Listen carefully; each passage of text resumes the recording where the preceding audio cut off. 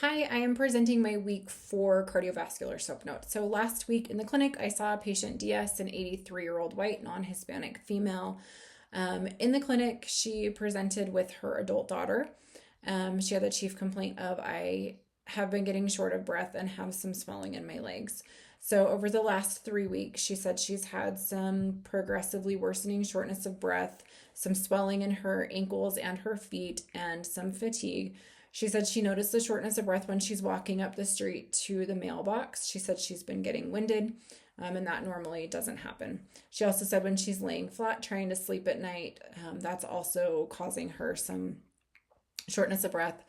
And so she's been sitting upright or sleeping in her recliner, and that has been helping. She also said that she's been elevating her legs, and that has also been helping the edema, but nothing is helping the fatigue. She said that whatever is going on is very disruptive to her life. She's usually very active and independent, and it's been very bothersome to her. Her daughter also said the same thing. She said she's normally very active, but she's been just a little bit slower and a little fatigued. The patient denied any pain, chest pain, fever, chills, any recent illness, calf pain, prolonged immobility, or any sick contacts. She does have a medical history that's significant for hypertension, hyperlipidemia, and hypothyroidism. She takes medications for that. She's on lisinopril 20 milligrams, atorvastatin 20 milligrams, and levothyroxine 88 micrograms, all of those once daily, and then a Centrum Silver multivitamin once daily. She was in this office in February of 2026 for her Medicare annual wellness exam. All of her labs and vitals were normal, within normal limits at that time, and she's current on all of her immunizations. She's been a widow for 10 years, but she is very independent. She lives alone in a single-story home. Her daughter and son-in-law do live next door. She's a retired elementary school teacher and has a very strong support system within her church and then with her family. She denies any use of tobacco, vaping, alcohol, drugs, or caffeine. She does, on her review of systems, endorse that fatigue, the swelling, shortness of breath with laying flat, an occasional dry cough, and some weakness. She specifically denied any skin changes and also any lightheadedness or feeling like she's going to faint. Her vital signs were 164 pounds with a BMI of 28.2, blood pressure 142/86, temp, pulse, and respiratory rate were within normal limits. When I compared her weight at this visit with her weight in February, she was up 6 pounds, and her blood pressure was elevated from her visit in February. On her general physical exam, overall, she appeared well nourished. She was in no acute distress. She was speaking to me in complete sentences. On her cardiovascular exam, she had a regular rate and rhythm with a normal S1 and S2, no murmurs, rubs, or gallops. She did have some trace and 1+ pitting edema in her ankles and her feet bilaterally. And then again, that documented 6-pound weight gain that I discovered when I was doing a little chart review. Her respiratory examination, I did hear some mild crackles in her bilateral lower lung fields. She also had some mild dyspnea. She walked to the bathroom during the exam and then walked back, and she was a little short of breath. She did recover very quickly.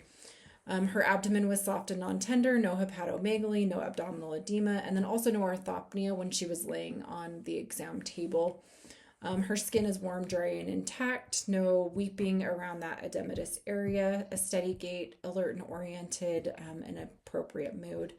So my differential diagnosis, really based upon her history and physical exam, I had a very strong concern for a new onset of acute heart failure.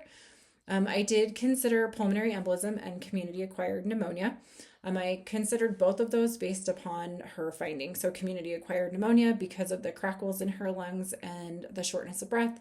The pulmonary embolism was a red flag diagnosis I wanted to rule out because of that shortness of breath. However, PEs, you typically are going to have tachypnea and more of an acute onset of shortness of breath instead of this gradual. She was afebrile and just didn't have those infectious symptoms that you would see with that community-acquired pneumonia, and no sputum production, no productive cough, so I was able to rule those out. The reason why I ruled in this primary diagnosis of unspecified acute heart failure is because looking at heart failure, you're looking at the heart not being able to pump blood effectively because of these structural or functional problems. With an echocardiogram, you can look at the ejection fraction, so the left ventricular ejection fraction, which will tell you if it's heart failure with preserved ejection fraction or heart failure with reduced ejection fraction.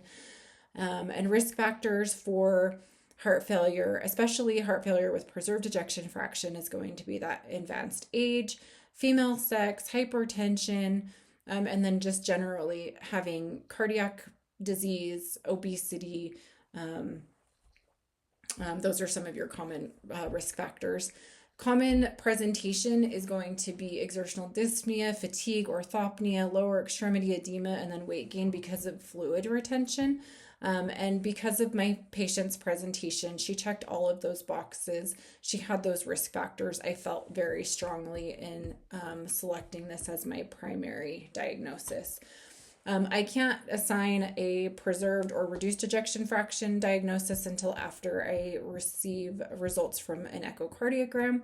So that's why it's an unspecified acute heart failure. So based upon my clinical suspicion for heart failure, I ordered a CBC, a BMP, a BNP, and a TSH to look for anemia, electrolyte abnormalities, renal dysfunction, and thyroid dysfunction, and then any evidence of heart failure. 12-lead EKG, chest x-ray, and a transthoracic echo. So my treatment today for this acute unspecified heart failure is really to manage the symptoms of fluid overload with furosemide, so 20 milligrams. 20 milligrams by mouth once daily in the morning. And then I'm going to defer the guideline-directed medications for heart failure with preserved ejection fraction, which would be dapagliflozin and spironolactone, until after we have results from the echo. I did give her education to limit her sodium intake to less than 2 grams per day, weigh herself every morning before breakfast. If she has an increase of 2 pounds in 24 hours or 5 pounds in a week, I want to hear about it, so please call the clinic. Elevate her legs while she's seated, and then gradually increase her physical activity as tolerated with a goal of 150 minutes of moderate exercise every week. I did instruct her to follow up in the clinic in 2 to 3 days. That's going to reassess her weight, her edema, and response to diuretic therapy. I placed a referral to cardiology, and then she was instructed to seek emergency care immediately if she has chest pain, worsening shortness of breath, or any significant worsening of symptoms. And as always, she can call the clinic if she has any concerns. Thank you for listening. I would appreciate any feedback.